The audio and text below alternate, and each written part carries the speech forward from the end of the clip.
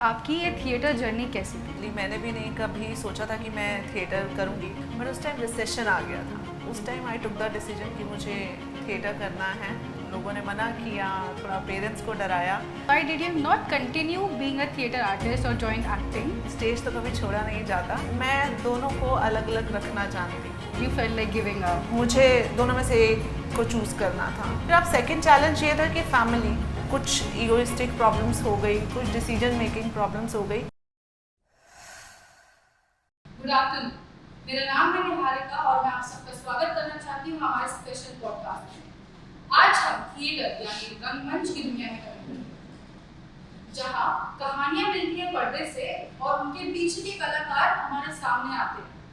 हम थिएटर को आज थोड़ा और गहराई में जानेंगे और उसी के लिए हमारे पास एक स्पेशल गेस्ट मौजूद है, जो कि कक्षा और मंच दोनों में माहिर है। मैं स्वागत करती हूँ मिस आशिमा खन्ना का, जो कि एक थिएटर आर्टिस्ट है, एक डायरेक्टर है और साथ ही साथ एक एक्टिंग टीचर भी है। Welcome ma'am. Thank you so much Niharika. How are you? I am good, how are you? So मैं सबसे पहले आपसे पूछना चाहूँगी कि आपकी ये थिएटर जर्नी कैसी थी? मेरी थिएटर जर्नी बहुत अनएक्सपेक्टेड थी। एक्चुअली मैंने भी नहीं कभी सोचा था कि मैं थिएटर करूँगी। मैं जर्नलिज़्म ग्रेजुएट हूँ, मेरी मास्टर्स भी जर्नलिज़्म में है, तो मुझे लगा था मैं जर्नलिस्ट बनूँगी।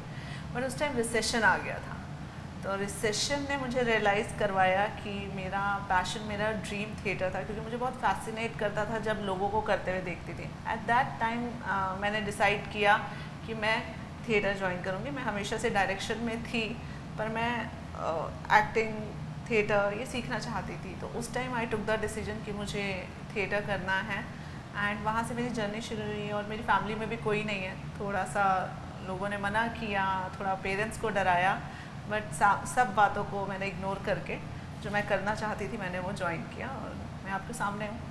That's really nice. When you entered theater, how was your experience there? थोड़ा चैलेंजिंग था। एक नई दुनिया थी मेरे लिए, पर उस नई दुनिया ने मुझे खुली बाहों से एक्सेप्ट किया और मैंने उस दुनिया को खुली बाहों से एक्सेप्ट किया।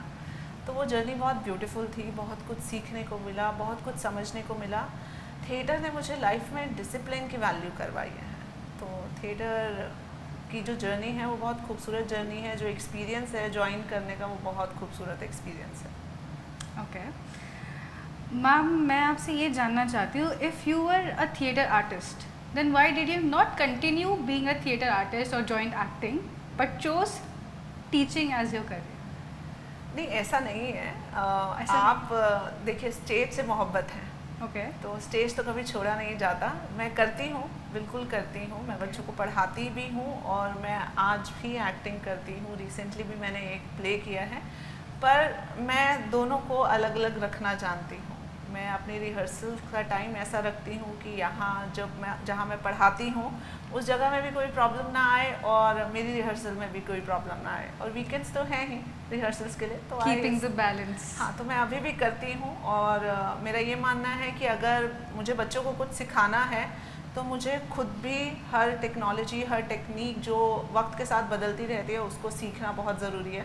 तो उसके लिए तो मुझे फील्ड में रहना भी पड़ेगा ही पड़ेगा सीखने के लिए। तो इसलिए मैं आज भी थिएटर करती हूँ।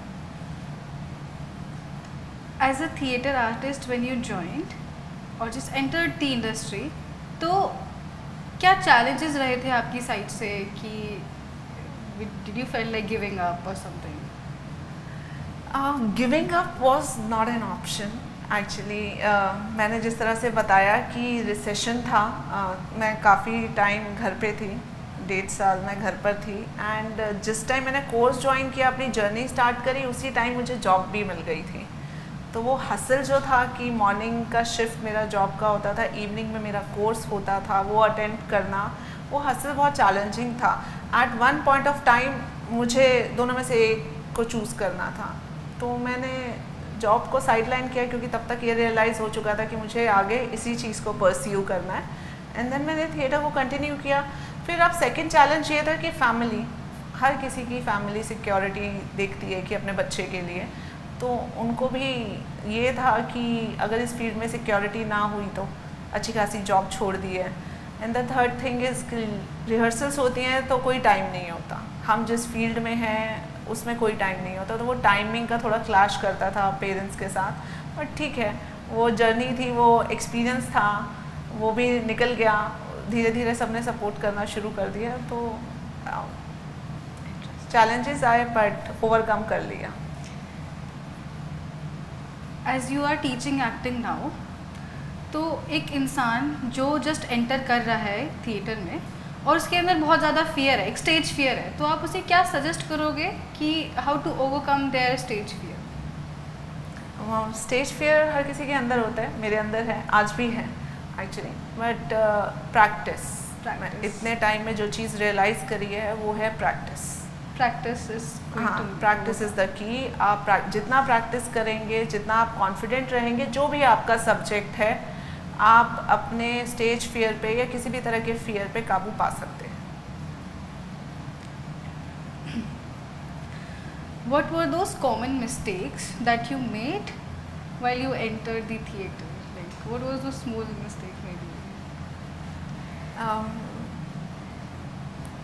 एज सच तो आई डोंट रिमेंबर, ऐसा नहीं है कि आई एम परफेक्ट, बट मैं बहुत ना जैसे एक छोटा बच्चा सीखने जाता है ना, नया नया स्कूल में, किंडरगार्टन में आप भेजते हैं, वो हर चीज़ सीखने के लिए ओपन होता है, तो मैं जब भी कुछ सीखने जाती हूँ, कुछ भी नया ज्वाइन करती हूँ, तो मैं उस बच्चे की तरह होती हूँ जिसको हर चीज़ एक्सेप्ट करनी है, वो ओपन है हर चीज़ के लिए। जो मिस्टेक्स रही वो आप ये कह सकते हैं कि वो आफ्टर द कोर्स रही, कि तब ये लगा कि रादर देन कुछ ईगोइस्टिक प्रॉब्लम्स हो गई, कुछ डिसीजन मेकिंग प्रॉब्लम्स हो गई।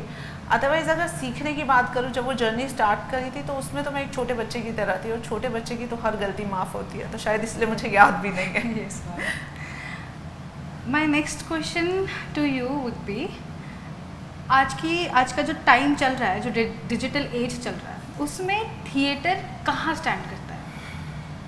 थिएटर बहुत अच्छे से हेल्प करता है। आप देख रहे हैं डिजिटल एज जो बोला आपने, सोशल मीडिया बोला, बहुत अच्छा इम्पैक्ट क्रिएट कर सकते हैं थिएटर। अगर आप लाइफ में चीज़ें सीखते हैं, आप उसको यूज़ कर सकते हैं अपनी रील्स बनाने में। अदर देन दैट, लाइफ में डिसिप्लिन का कमी है लोगों में, कहीं ना कहीं वो पीस ऑफ माइंड ढूंढ रहे हैं, तो थिएटर कैन प्रोवाइड दैट। कुछ एक्सरसाइजेज हैं जो कम्युनिकेशन स्किल्स में हेल्प करती हैं, प्रेजेंटेशन में हेल्प करती है, नॉट जस्ट एक्टिंग फील्ड में, आप किसी भी फील्ड में होंगे आज के टाइम में, जो ये फास्ट पेस लाइफ है, इसमें थिएटर आपको बहुत ज़्यादा हेल्प करता है डिसिप्लिन करने में, खुद को प्रेजेंटेबल करने में, अपना माइंड कंट्रोल करने में, फोकस करने में। थिएटर सिर्फ और सिर्फ एक्टिंग तक सीमित नहीं है, थिएटर बहुत वास्ट है और It's an बहुत epitome of everything, I guess. Exactly. All the emotions, all the things that are around. Theater is mixture of everything. true.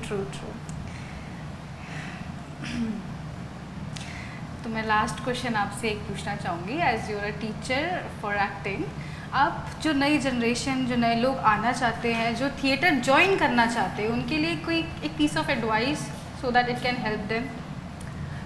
Definitely मैं ये बोलना चाहूँगी कि देखिए, फेम बहुत ज़रूरी है लाइफ में, पर फेम के चक्कर में आप सीखना कम नहीं करें, क्योंकि जो विद्या है, जैसे हमें बचपन में भी बोला जाता था कि आप किसी भी एज में हो, जो आप लर्निंग है, आप जो भी सीखते हैं, वो लाइफ टाइम तक आपके पास रहेगी। जितना हो सके इन्वॉल्व रहिए चीज़ों में। आप भले ही एक चीज़ सीखना चाह रहे हैं, पर उस एक चीज़ के साथ बहुत सारी चीज़ें जुड़ी हुई हैं। अगर आप उस एक चीज़ पे फोकस करेंगे तो आप लाइफ की बहुत सारी चीज़ें सीखेंगे। बी फोकस्ड और सीखने में ज़्यादा से ज़्यादा जोर दें, जितना हो सकता है, वही आपको आगे चल के हेल्प करेगा। Thank you so much ma'am, it was lovely having a chat with you. Thank you Niharika, same है। तो ये हमारी कॉन्वर्जेशन थी मिस आशिमा खन्ना के साथ। आज हमें काफ़ी सारी चीज़ें जानने को मिली as a theatre artist, what were her struggles, and कुछ ऐसी चीज़ें जो एक नया इंसान थिएटर में एंटर करना चाहता है वो क्या क्या सीख सकता है।